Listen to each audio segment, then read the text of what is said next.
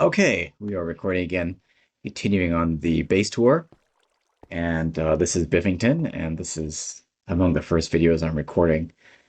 Lots to learn about myself and about recording and things like that. And I have a villager in my hotbar from the Easy Villager mod. And I'll show you what I do with that guy. He's a farmer, master farmer. And I just talked about all of these things, and I've got to drag me over here. Who no matter what I do, it keeps coming over here. So that's just the way he is. And I have this item card sitting here because this system to send enchanted books over here is shut off right now because I'm not using it. All right, let's move on down to the equipment hallway here. We talked about this crafting computer, basically. Then we have some mechanism machines here, just the basics to get some raw materials, some metallurgic infuser, osmium compressor, another metallurgic infuser, and these have different flavors of additives, right? You have diamond, redstone, you'll need carbon. This is a redstone one I have here.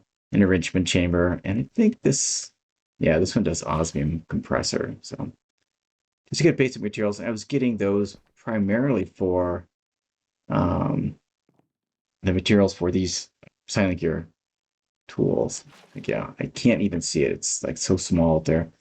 Too many enchantments. And this on the left side is something that I came up with to automate the farmer. Now, because the Easy Villager mod provides this auto trader, and if I just stick him in there, this is on a timer, so it will take him out in a bit, and we'll see if he's working. No, he says his trades are not ready.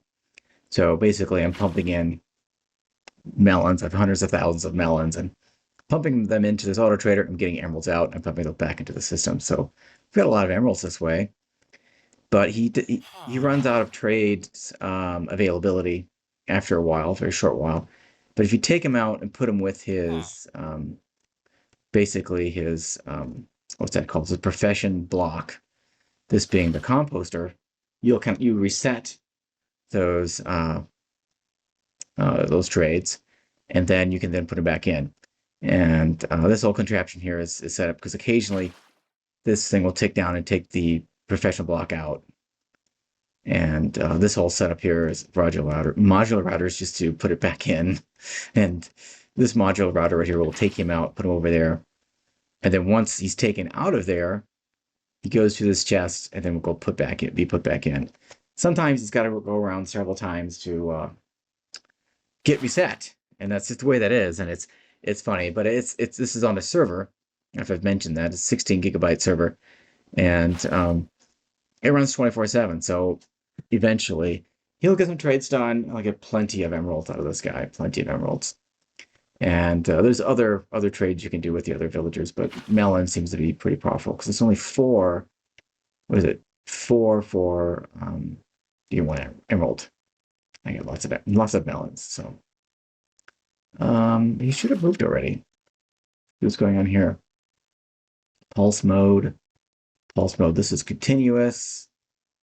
That one back there is continuous. So I don't know why he didn't move. Take a look at that. So it's an activator module.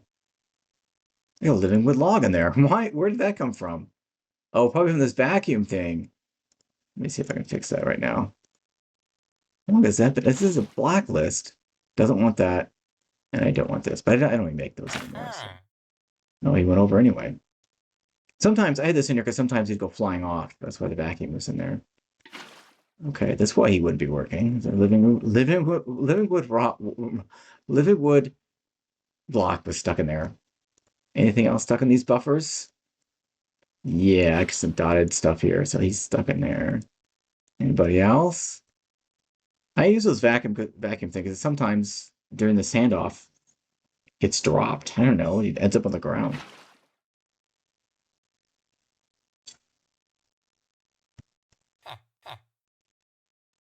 And he's back. Now his trades are reset. And we're getting emeralds. So automated the auto trader. Pretty cool. Modular routers can do just about anything. Keep that in mind. About anything. I have some. I have a netherite furnace down here, used for smelting everything, basically cooking everything, and then the alloy smelter for making alloys for Ender IO, as well as a sag mill, and I use that for grinding up things to getting extra materials.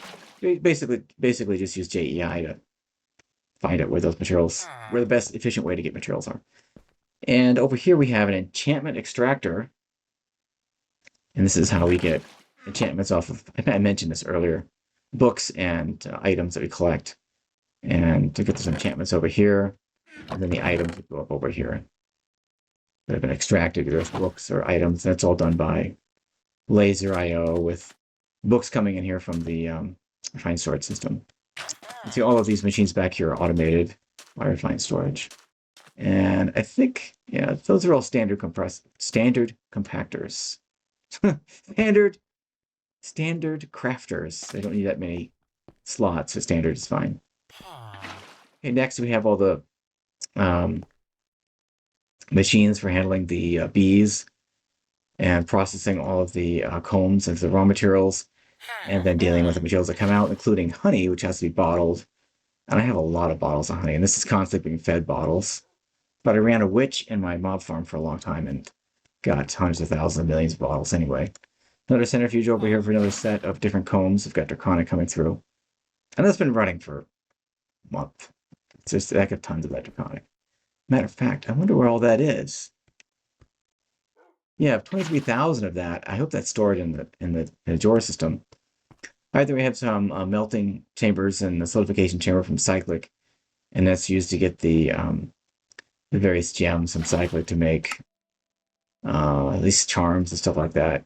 Takes a crystallized amber, and the other one needs crystallized, I think it's obsidian, which uses amber in the recipe, so kind of an additive process. I don't know if I mentioned this, but this is a glitch I found. I think it was on Reddit. And this system is infinite lava from one bucket of lava. And so this modular router has a bucket of lava in it. And this faucet from supplementaries and is turned on. It's a little lever. I guess the handle up there is turned so it's on. And it's trying to pour that lava into this jar down here from supplementaries. And what this modular router does is it refills the lava bucket, and I think it sends it up. Oh, and then it puts it over here. It takes the lava out of here and puts it into this tank. It's doing. I don't think this is doing nothing but holding onto the lava. This one is taking in an empty bucket and getting lava from the jar and putting it into this tank, which is connected to the refined storage system, and is used in the pneumatic system to make pressure.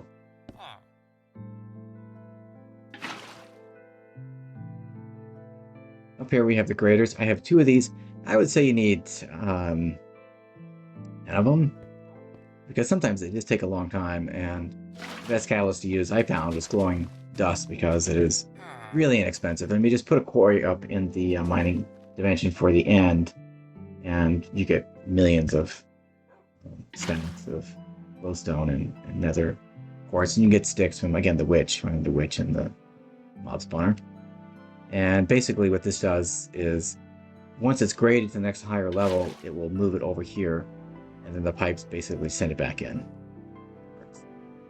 And then we have a bee breeder right here, just flowers, and I put whatever needs to go in there.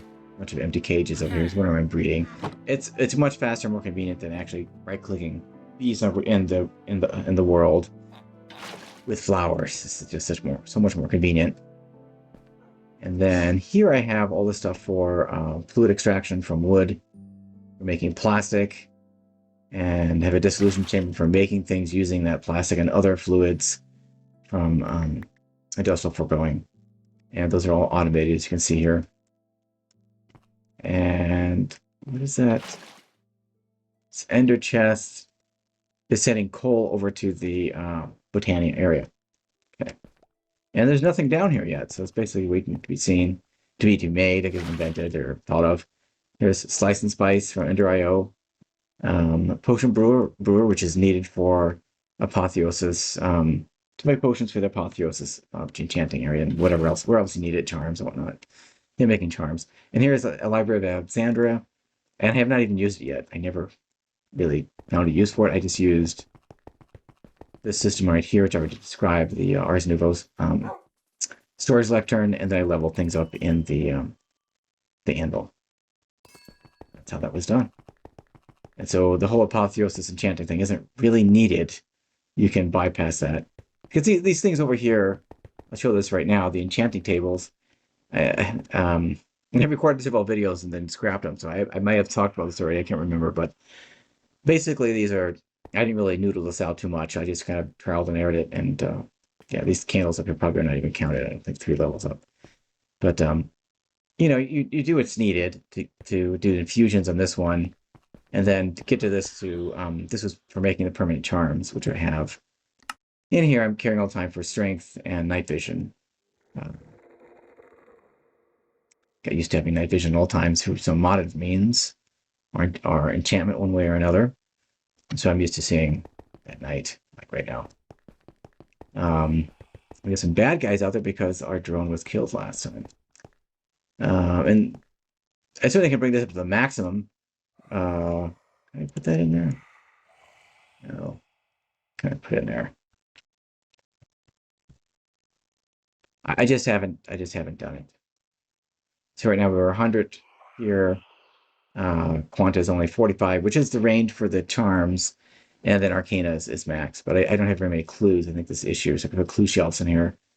That's not a problem. So, but I don't really need to do the enchantments over here. I've already done those. And the way you find out what the maximum level enchantment is to go into your mod folder and go into the Apotheosis config file for the enchantments, and there it tells you the maximum levels for each enchantment. So you just search in there, and that's a hint. I think I got it also from Reddit. It's very handy. All right, so let's talk about pneumaticraft and this last thing for the base. As I mentioned, this chamber which I built is not really needed for mid-game or early game stuff for pneumaticraft anyway, because just from going from treasure chests and loot chests, you get a lot of the materials you would make in here, like compressed iron, compressed stone early on. You get all that material, and most other stuff you can trade with from villagers, so you don't need too much. The stuff I did think I needed was plastic, and that was to make these programming pieces. And so I had to get crude oil in the world, and I just used a tank to pick that up, and then put it into my system, which then pumped it, my refined storage system, which then pumped it in here, and gave it some heat, which I'll talk about in a second. And then you have to have 2 of these refinery outputs on top as a bare minimum, one for diesel and the other one for LPG, liquid propane gas. It's liquid propane gas is what it is. Yeah, liquid propane gas. And then that is sent over here to this thermo-pneumatic processing plant. Had to read that. And its temperature, you can see, is 411. It's really hot right now. And it's sent over here with some coal, and you'll make molten plastic. And this modular router is an old trick again with the bucket and the activators. And it just dumps it out right down at the bottom, which it in the world turns into a piece of plastic, and then it's sucked up by this collector. And yeah, I was losing stuff, and the collector's sucking up everything around it. And then you use these puzzle pieces to make programs for the drones that can take programs. So the Guard drone cannot take any programs, but you can fabricate or purchase. I think it's a fabricated drone. I don't think you can purchase it from the villagers that I have so far. And then you can put it in here in this corner. You can name it, and you can give it a program. And it's kind of a trial and error process to figure these things out. But what I would like is a way to store these programs. You can do it at Pastebin. So if you put a Pastebin site up, you can store your programs over there for in and out and stuff like that. Because I think you can only program one program at a time. You can't like put this down here and then work on another program and have it like just take that bit in there. That's going to take everything, I would imagine. Undo. Yeah. Clear all ship. I don't want to clear it right now.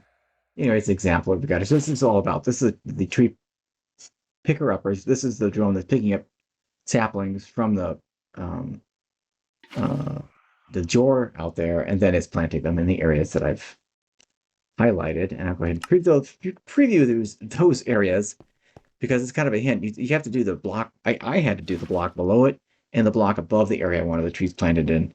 Otherwise, the saplings would not be put down. I had to do both of them. And you can do as many areas as you like. These can be, taken off, put back on. You can please go back on, because if you drop it out here, it's just like it goes back to a regular puzzle piece and loses all information, and it puts it automatically in his chest next to it, which is quite nice. And it takes him out of the chest automatically, just having it next to it. It's great. So this is, I remember doing this at 1.7.10. It's really fun, but I had a really hard time, I will say, back then, because I tried to make the drone use a Tinker construct axe with a lava crystal so I can get charcoal directly. It did it once perfectly. This really complex program, got the axe, cut down the tree, got the charcoal, put it in a chest, planted the tree, and then I had some means to make it grow, and then went to do it again and stopped. It would never move again. I tried to find it. I spent a lot of time trying to get it to work. I could never get it to work again. It was a one-time thing. I haven't tried that here to make that go to charcoal, but I'm tempted, so maybe I'll do that later. Let me shut that area off. All right, and I believe that's the end of the base here. And I don't recall if I think I talked about these structures over here already. I'm pretty sure I did. Yeah, did the outside first. So next, let's talk about Botania. I won't go over to the dungeon nearby. I've already looted that. And it's a spoiler for another time. You guys can find it in World. What's interesting, though, is that when you find treasure chests and stuff like that, loot chests, it'll give you a map, and they're numbered. And if you follow that map, it'll take you some of these really interesting structures. Some of them I haven't found anything there. I don't know what's going on there. Let's go to the boat. Actually, I'd like to go to the solar station first. And this is how I power everything. The solar station can power the entire base, which is about 10,000 RF per tick. And then it can run two RF tools quarries as fast as they can possibly move. And it's still full power. And so these are solar panel from Solar Flux Reborn, solar panel tier 7. And they generate a maximum of 8,000 FE per tick. And they need to go into some type of energy storage system. And these are vibrant capacitor banks from Ender.io. And yeah, it needs to go into something like this. Either this one or Mechanism would probably work, but I use this one because it's kind of, they kind of all link together, and I can put all the solar shells together, and then I have the Flux Network plug on here, which sends it into the system, and I limit bypass and everything, so you can get an idea of what's going on. It's the wrong name. What's going on there? So anyway. So this is the mining dimension, the overworld mining dimension. In this particular version of this mod, there's 3 of them. So this is the first one I tried to do with, I got down to the dirt layer with a turtle, and I just kept stopping so many times. I got extremely frustrated. And then I just used the RF tools to finish it. It puts everything, changes all the blocks of dirt. Right, that's all dirt. And this is the quarry from rats. Makes this, what is that, 1, 2, 3, 4, 5 by 5, yeah. And they get stuck on a lot of modded blocks, and you got to go help them out. But they do eventually do it, and it runs on cheese. So there you go. Something to try out. All right, let's go. Let's go to the Botania area now.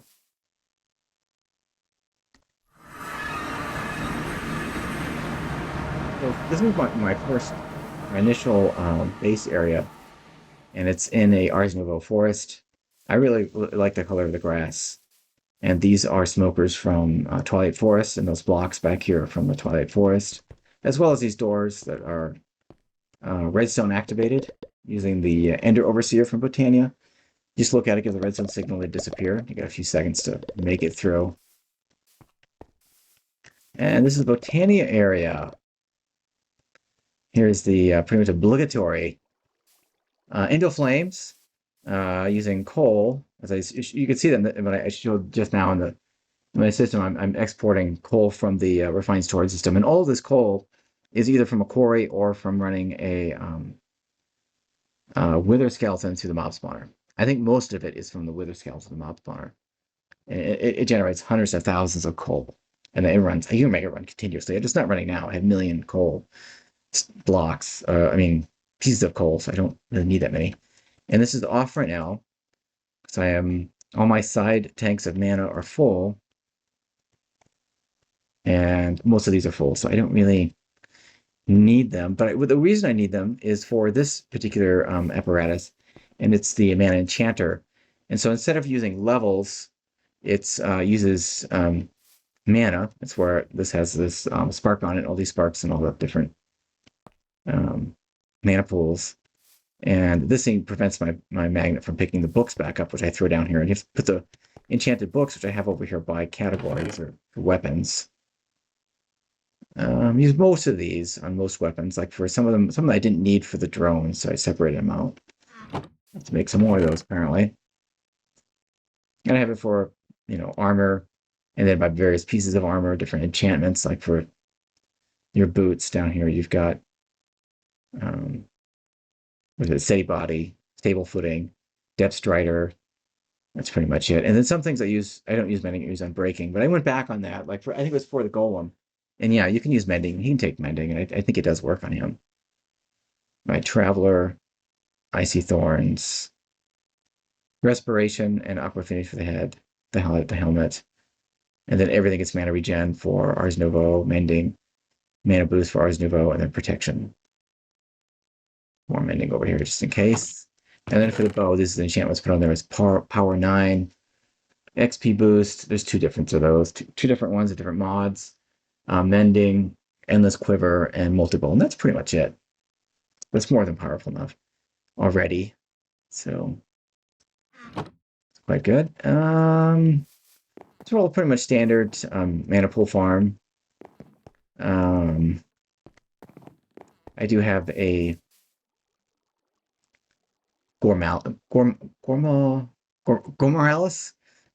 Anyway, it's a flower that eats food, and you have to once it eats something, you have to wait to feed it the next item before it will generate mana from another item. It'll continuously eat, but will only generate mana once it's fully digested the item it just ate. So if you just throw a bunch of food at it, you only get mana from the first one.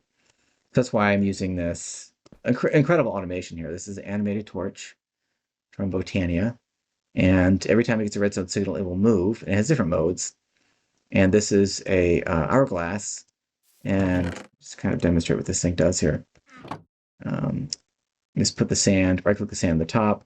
And that's a certain amount of time. And after it runs out, it will flip over, and that little top there will give it will give us a redstone signal, and we'll rotate it, which will change the redstone signal to the next dispenser. In this case, it'll dispense cooked salmon. And there you go. The Gormiameth, the flower, just ate that salmon and emitted some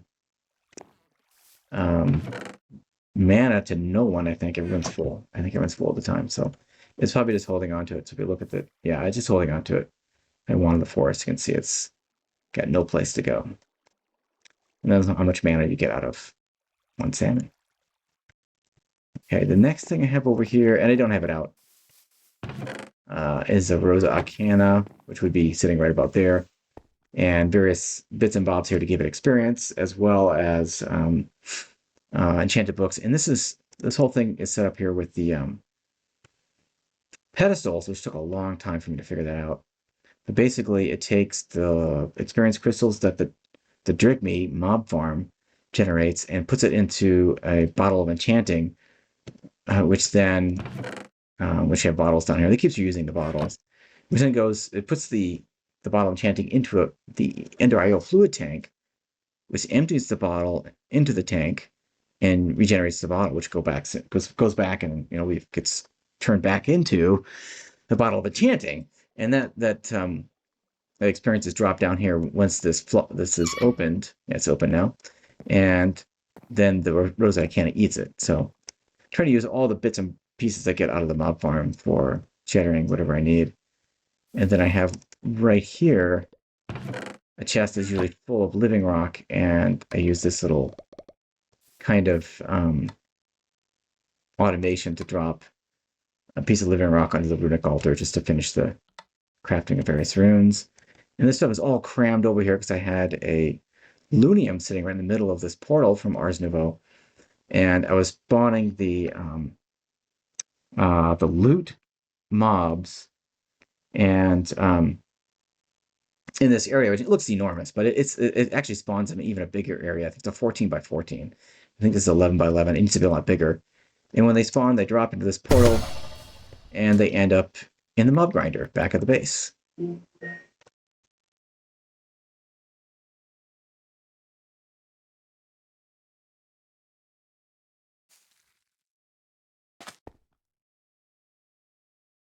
Sorry about that, I had a bit of an interruption. And so I have all this, as I already described, all this facility here to process them. A tree just grew. The drones can get going again. And that's pretty much the end of the Botania area. And I don't know if there's anything else I need to cover. I guess I can show one more thing. I always like to see it. I thought it was really cool.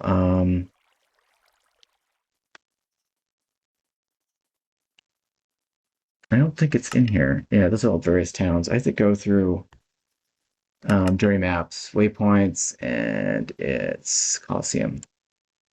I used the structure from Dungeons Arise as Colosseum as the area where I battled the Botania's bosses. And with my armor and equipment and stuff, I didn't need any. Usually I would put an environmental controller here and give myself regeneration and saturation, but I didn't need that. I just used the chain lightning spell continuously, and it killed any mobs that it generated, and those little flying things that give you the wither effect, just killed those and just spam that continuously, and it was pretty easy. And this isn't my best armor, but it was more than enough to protect me. And if I go back to the base, before I go back there, I'll just cover my backpack, which has been this is something that I see other players do, like Direwolf20 uses this extensively, and it's a backpack from functional storage. Actually, I think it's not functional storage. What? It's sophisticated, isn't it? Isn't it sophisticated? Yeah, sophisticated backpacks. That's the right name. I'll go through my baubles in a second, but sophisticated backpacks. I have a hotkey for it, and it's one of the best features is this thing to have a memory. And all the things, the tools and things you use all the time, you have a memory in here so that you get used to where they are and you can find them when you need them. Some things aren't remembered, like I don't need the pina colada remembered, but most things in here are remembered. I use a pneumatic craft helmet to troubleshoot the drones. And you can take things off and put them back on. It's a right click to take them off, and left put them on. And then one of the other things you can do is display an item. Right now, it's the apple right there. Is displayed in the back of the backpack. It's kind of cool. And so I have this fruit of Grisalia from Botania, and that's continuous, infinite food. I have the Confit Bialdi and all the tools for the gadgets. There's all kinds of things in there. You can take a look at what they are. And they've got the blueprint book. Silent Gear uses a lot of those. All the rats, various tools. I have the wand. I have all the wands here. Many of the wands here for modular golems, but I believe I already talked about the golems. So they're really fantastic. I mean, basically, it's just if you want to mine and not be bothered by mobs, make a golem. Do it. I think it's an early game thing and late game, all the way through. If you want to do Twilight Forest and not be bothered by swarms of mobs, make a golem. They'll handle it all for you. So there's a whole variety of things in here. I don't use the jetpack too often, except when I'm, in the end. That prevents you from being floated away, basically. And there's a quarry in here, and everything needed to set up a quarry, builder. Or I have tools anywhere I need it. So it's pretty handy. All right, last is the curios. This is the thing I mentioned before. It lets you drink from the flasks you have in your chest by a hotkey. I'm not invisible right now. And actually, for that reason, let's go back. Feel laggy when I come back here. Okay. All right, then I have this thing, Spectator from Botania, that lets you see, like if you have an item in your hand, it'll show you what chests and things it has in there. And if it's dropped, it'll show you where it is. Sometimes I can't find things, so that's what the deal is. This is from Iron Spells and Spellbooks, a charm that gives you increased mana regeneration, the backpack. Third Eye, which will highlight hostile mobs in the environment, even though you can't see them. And then a ring from Irons, and this is 100 max mana. Very nice. The greater band of mana from my Botania stuff. It basically fuels that. It's like a battery for it. Ring of Odin from Botania. 20 max health, so my health is so high. Ring of Recovery reduces my cooldown. Fire Ward, fire immunity. It doesn't have any durability on it or cooldown or anything. Gold Tutter Sash. And I use the sash as well as the speed charm to go fast. I like to go fast. And usually I would put a gem into my armor. Down here at the bottom those gems are, but I didn't want to use it this time. I wanted maximum spell power, so I didn't use a step height or speed gem there. I wouldn't waste a slot, so I did it up here. And I used to be much faster, but this is more than fast enough to get step height in combination with this charm, although sometimes that wears out. Super Wireless Grid, talked about that. Silkwave Slippers, immune to fall damage. It's absolutely necessary with the jetpack. Zero is dropping. Magnet, I never upgraded it. The small one was more than enough, I guess. Strength Charm, permanent, Strength 2. Night Vision, permanent. Energetic Angel Rings, this uses energy. And I don't know if I mentioned that, I guess not. And because I have the Flux Controller up here, this is the old name.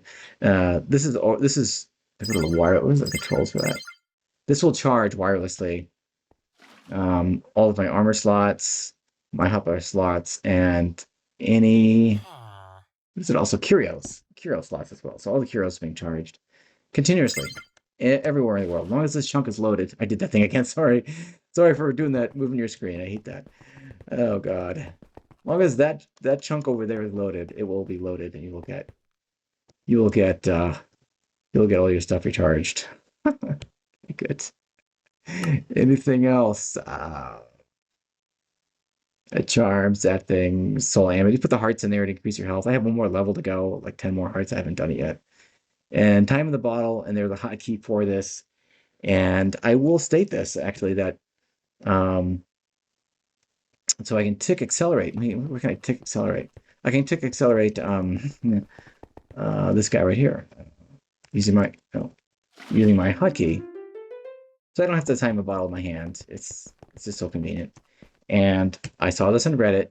We need a hotkey for a curio slot for the spyglass so we can zoom. That is a fantastic idea. So anybody who's got the skills to do that, hotkey for this kind of thing happening would be really nice. Yeah. And I think that's it. I didn't mention these doors are also from the Rat Dimension. They're transparent. They're really nice. I like them. That kind of stuff. It's cool. The Rat Dimension just keeps getting better and better. And I think that's it. I think that's pretty much everything. I'm going to forget some things, but this kind of overview is kind of for me, and I don't know if anybody will ever see it or if I post it. I think I will. I think I will do it. I don't know. But it's also for me because I want to play through again and record episode by episode. I want to make sure I remember what the heck I did in the past, and just get an idea of the ideas that I've had and the information that I've found. I've been inspired by a lot of great YouTubers and people on Reddit. And if you have a problem in Minecraft or in life otherwise, the answer can be found through other people generally. And you just need to search for it now with the internet or talk to people. Yeah, talk to people. Real humans. That's pretty good stuff. So humans, that's the end of this late mid-game base tour. So I hope you enjoyed it. See you in the next one.